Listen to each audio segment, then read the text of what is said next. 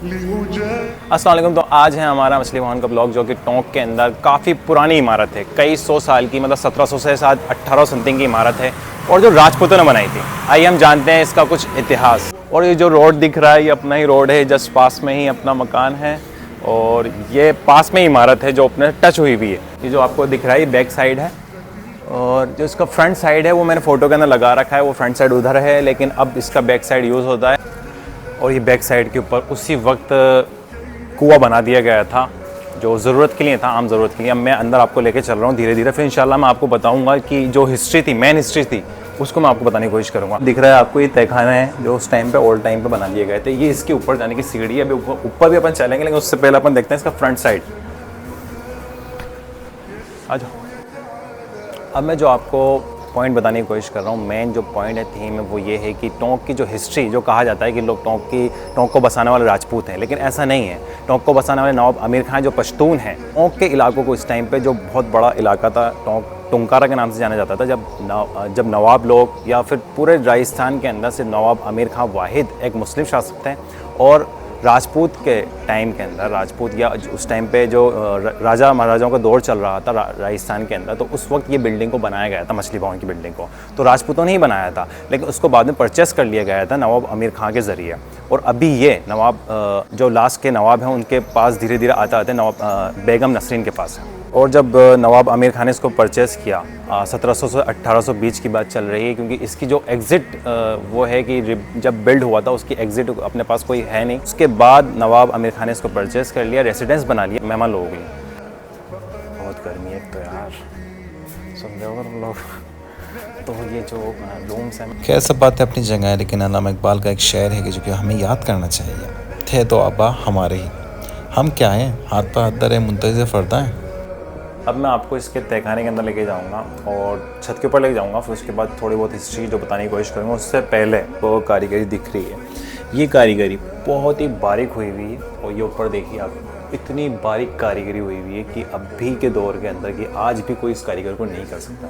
इतनी बारीक कारीगरी जो ही जामा मस्जिद में है अपने ऑलरेडी, लेकिन ये और बारीक है, इतनी बारीक है कि अपन इसको देखें तो सोचेंगे यार कैसे हुई हुई कारीगरी है, किस हाथ से हुई हुई है।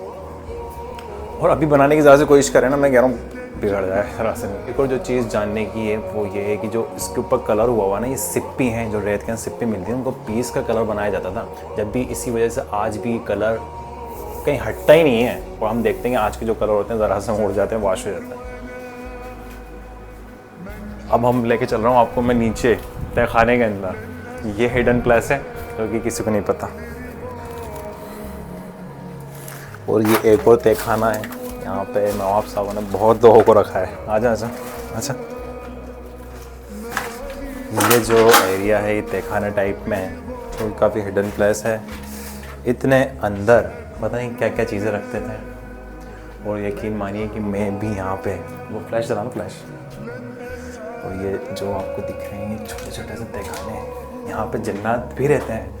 तो पाक की पलीती के अंदर लेकर आना है, जैसे भी आना है, मतलब पाक लेकर आना है आपको। अल्लाहुम्मा सल्ली अला मुहम्मद। ये जो जगह दिख रही है, छोटी छोटी सी जगह है, तहखाने हैं, छोटे छोटे सोच बनाए गए थे। मैं तो अपनी दुल्हन को ऐसे रखूँगा अंदर। ये आप देख सकते हैं, ये भी तहखाना नीचे जा रहा है। और ये तहखाने का जो मैटर है ना, इसका मैटर ये है कि इसकी कहीं ना कहीं सुरंग निकलती थी पहले, फिर उसका वो जो बंद कर दिया गया था, फिर और नीचे सुरंगें निकलती थी, इन सबको बंद कर दिया गया था। क्या पता क्या उसकी। नवाब आमिर खान ने इस रियासत को इसलिए कायम किया था कि जो मराठा लोग थे, राजपूत थे, कुछ राजाओं ने अलाइंस कर लिया था अंग्रेज़ों के साथ उस टाइम के ऊपर, 1700-1800 ईस्वी के बीच के अंदर। तो नवाब आमिर खान ने उनसे अलाइंस तोड़ के, एक तरीके से ये होता है कि पिंडारियों के खिलाफ उन्होंने जो वार की थी, मराठाओं ने और राजपूतों ने अंग्रेज़ों के साथ मिलकर पिंडारियों से वार स्टार्ट कर दी थी। तो नवाब आमिर खान ने उनका अलाइंस तोड़कर नवाबी रियासत को कायम किया, इस्लामी रियासत को कायम किया। तो ये चिन्ह है आपको दिख रहा है, नवाबी रियासत का उस टाइम पे चिन्ह बनाया गया था, और ऐसे ही चिन्ह एक ऊपर भी है। तो ये जो आपको दिख रही है राष्ट्रगीत से लेकर ये पूरा नज़रबाग है, और नज़रबाग के एंड तक ये पूरा इलाका था, जो कि बहुत बड़ा इलाका था। इसके ऊपर मैं इंशाल्लाह धीरे धीरे मेरे ब्लॉग्स आना स्टार्ट होंगे, तो मैं बताने की कोशिश करूँगा कि कितना बड़ा इलाका था और किस तरीके से किस किस जगह के ऊपर नवाब आमिर खान ने अपनी बिल्डिंगों को तामीर किया था इस बिल्डिंग के बाद। और ये जो जगह दिख रही है आपको, ये पूरी जगह हमारा क्लब था। पहले हम यहाँ पे बहुत तफरी करते थे, यहीं बैठते थे उठते थे जब हम बचपन में यहाँ रहते थे। ये ऊपर साइड है इसका। अब मैं आपको इसका फ्रंट साइड पे लेके चलूँगा। बार बार शेर पढ़ा करो, थे तो अब हमारे ही, लेकिन हम क्या हैं, हाथ पर हाथ धरे मुंतज़िर फ़र्दा हैं। अब ये जो दिख रही है आपको, ये सुनहरी कोठी है जो नवाब इब्राहिम के दौर के अंदर बनाई गई थी। इसको अपन बाद में डिस्कस करेंगे इंशाल्लाह। लेकिन जो एरिया दिख रहा है ना आपको, ये टेनिस का एरिया दिख रहा है सामने, ये टेनिस का एरिया, और ये जो पूरा एरिया दिख रहा है बनता हुआ आ रहा है, ये एरिया, ये कोठी, वो वाली कोठी, सब कुछ उस वक्त नवाब आमिर के टाइम के अंदर और लास्ट नवाब इब्राहिम के दौर के अंदर, नवाब साद अली के दौर के अंदर भी बाद में बना दिया गया था।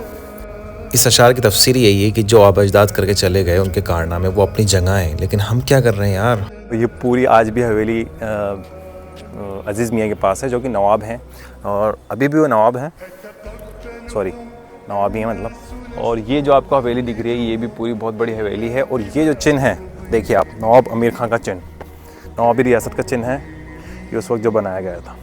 थोड़ा जर्जर हो रहा है, इंशाल्लाह इसको वापस रीबिल्ड करवाने की कोशिश करेंगे। अगर मेरी व्लॉग देख रहे हो कोई तो करवाएं भाई। और ये अपना फ्रेंड्स है, मछली भवन है, जिसको मैं बताने की कोशिश कर रहा हूँ, इसकी आज अपन हिस्ट्री पढ़ रहे हैं। ये जो दिख रहा है आपको, ये प्यादे हैं जो चेस बनाया गया था उस टाइम पे। ये पूरा चेस है, ये जो आपको दिख रहा है, ये प्यादे, हाथी, और ये वज़ीर, और ये जो बीच में किंग है, मतलब नवाबी रियासत किंग। तो इस तरीके से इसको एक एंगल दिया गया था। बहुत बड़ी इमारत है, जाहिर सी बात है, इसके अंदर उनको और तफासिल में जाएंगे, अपन हिस्ट्री में जाएंगे, बहुत सारी चीज़ें निकलेंगी, लेकिन शॉर्टली मैं बताने की कोशिश कर रहा हूँ जितना हो सके। ख़ास तौर पर टोंक के नवाबों से कहना चाहता हूँ कि भाई अपने आबा अजदाद को, उनका जो सेक्रीफाइस है, जो उनकी मेहनतें, उनका स्ट्रगल, उसको पढ़ो, जानो और वो चीज़ करने की कोशिश करो, नहीं तो फिर कुछ भी नहीं है। थे तो आबा हमारे ही, और हम क्या हैं। हिस्ट्री जो समझ में आई होगी, अब समझ में आई होगी कि जो टुंकारा से टोंक हुआ है, इस वजह से नवाबी जो रियासत जो बनी है, उस वजह से टोंक को टोंक कहा जाता है। टोंक को बसाने वाले नवाब आमिर खां ही हैं। एक दो इमारतें थी जो राजपूतों ने उस वक्त ओल्ड में बनाई थी, जिसमें एक मछली भवन है जिसको मैं अभी बता रहा हूँ आपको। टोंक के अंदर बहुत सारी हवेली हैं, बहुत सारी इमारतें हैं जो नवाबी दौर के अंदर बनी हुई हैं, बहुत सारी ओल्ड इमारतें हैं। लेकिन जो आपको मछली भवन की खूबसूरती दिखेगी वो इस वजह से दिखेगी जो इसकी गुंबदें हैं, वो ओल्ड स्ट्रक्चर है। राजपूतों ने जो राजपूत डिज़ाइन दिया था वही का वही आज भी मौजूद है, वही का वही डिज़ाइन आज भी गुंबदों का मौजूद है। और क्योंकि अटैच है, नवाब और राजपूत अटैच थे, तो उस वजह से जो मिक्स आर्किटेक्चर है, नीचे का आपको डिज़ाइन दिखा वो सब कुछ मिक्स है, नवाबी रियासत से, नवाबी एंगल से थोड़ा मिक्स है। और जो स्ट्रक्चर आपको दिख रहा है, यहाँ का स्ट्रक्चर दिख रहा है, या फूल पत्तियाँ जो भी चीज़ दिख रही हैं, वो सब कुछ नवाबी स्ट्रक्चर से मेल खा रहा है। देखिए चीज़ को कि डाइवर्सिटी किस लिहाज तक थी, कि लोग किस एंगल से अपने आप को एक साथ रखते थे। एक स्ट्रक्चर पूरी आने वाली नस्लों के लिए छोड़ दिए कि हम लोग एक साथ थे, हम लोग एक साथ रहते थे। और जो मैं आपको बताने की कोशिश कर रहा हूँ कि नवाब आमिर खां के दौर के अंदर जब अंग्रेज़ों ने बहुत ज़्यादा जुल्म कर रहे थे, तो उस वक्त नवाब आमिर खां के पास सैयद अहमद शहीद बरेलवी, जो काफ़िला बाज़ार है, इस वजह से काफ़िला बाज़ार उसको कहते हैं, मैं उसके ऊपर बहुत बड़ा व्लॉग बनाऊंगा उसके ऊपर इंशाल्लाह। जो हम मदरसा देखते हैं, सैयद अहमद शहीद का मदरसा मौजूद है। तो ये जो हिस्ट्री है बहुत ही पेचीदा है, बहुत ही इंटरेस्टिंग है, इंशाल्लाह मैं आपको बताने की कोशिश करूँगा। तो सैयद अहमद शहीद टोंक के अंदर आए थे और नवाब आमिर खां के ऊपर बैत की थी, नवाब आमिर खां ने बैत की थी और फिर अंग्रेज़ों से जिहाद किया था। तो ये है अपना मछली भवन जो मैं आपको बताने की कोशिश कर रहा हूँ काफ़ी देर से। और ये अपनी जो जामा मस्जिद है आपको दिख रही होगा, तो ये सारी बिल्डिंग्स नियर थी, आसपास थी। ये हमारा आज का व्लॉग था। और ये जो आपको घर दिख रहा है पूरा फ्रंट से लेके लास्ट एंड तक मेरे वालिद साहब की मिल्कियत है अभी भी, और मैं इसी के अंदर रहता हूँ मेरे वालिद साहब की बदौलत। और ये जो मेरा नीचे आपको दिख रहा है, यही मेरा स्टूडियो है जो मेरी वीडियोज़ बनती हैं, आपको पता होता होगा। तो इंशाल्लाह नेक्स्ट व्लॉग के अंदर अच्छे से मिलेंगे, बेहतरीन तरीके से मिलेंगे, एंजॉय करिए। और आगे हिस्ट्री की जो भी टोंक की हिस्ट्री है इंशाल्लाह उसके ऊपर मैं बहुत सारे व्लॉग बनाऊँगा, तो जुड़े रहिए, शेयर करिए और लगा दीजिए। हमें बार बार शेर दोहराते रहना चाहिए अल्लामा इकबाल का, थे तो आबा हमारे ही, लेकिन हम क्या हैं।